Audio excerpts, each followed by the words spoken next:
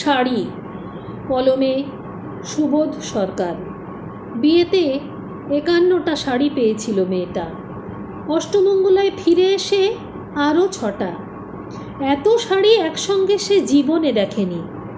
আলমারির প্রথম থাকে সে রাখলো সব নীল শাড়িদের।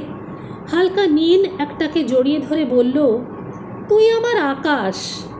দ্বিতীয় থাকে রাখলো সব গোলাপিদের। একটা গোলাপিকে জড়িয়ে সে বলল, তোর নাম অভিমান। তৃতীয় থাকে 3টি ময়ূর, যেন 3 দিক থেকে ছুটে আসা সুখ। তেজপাতা রং যে শাড়িটার, তার নাম দিল বিষাদ। সারা বছর সে শুধু শাড়ি উপহার পেল।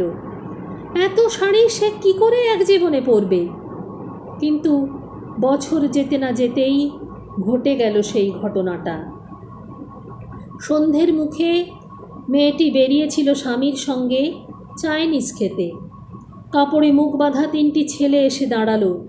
স্বামীর তলপেটে ঢুকে গেল 12 ইঞ্চি ওপর থেকে নিচে, নিচে নেমে ডান দিকে যাকে বলে এল। পড়ে রইল খাবার। চিলি ফিশ থেকে তখনও ধোঁয়া উঠছে।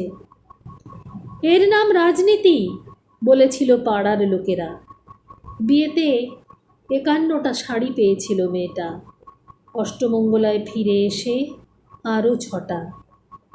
একদিন দুপুরে শাশুড়ি ঘুমিয়ে সমস্ত শাড়ি বের করে 6তলা বারান্দা থেকে উড়িয়ে দিল নিচের পৃথিবীতে। শাশুড়ি পরিয়ে দিয়েছেন তাকে সাদা থান। 19 বছরের একটা মেয়ে, সে একা। কিন্তু সেই থানও এক ঝটকায় খুলে নিল 3 জন। পাড়ার মোড়ে একটি সদ্য নগ্ন বিধবা মেয়ে দৌড়াচ্ছে আর চিৎকার করছে, বাঁচাও বাঁচাও বাঁচাও। পেছনে 3 জন। সে কি উল্লাস! নির্বাক পাড়ার লোকেরা। বিয়েতে 51টা শাড়ি পেয়েছিল মেয়েটা। অষ্টমঙ্গলায় ফিরে এসে আরও 6টা।